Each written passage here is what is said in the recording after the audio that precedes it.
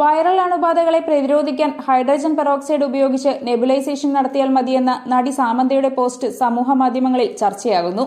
എന്നാൽ താരത്തിനെതിരെ രൂക്ഷ വിമർശനവുമായി ലിവർ ഡോക്ടർ എന്ന പേരിൽ പ്രശസ്തനായ ഡോക്ടർ സിറിയക് എബി ഫിലിപ്സും രംഗത്തെത്തിയിട്ടുണ്ട്.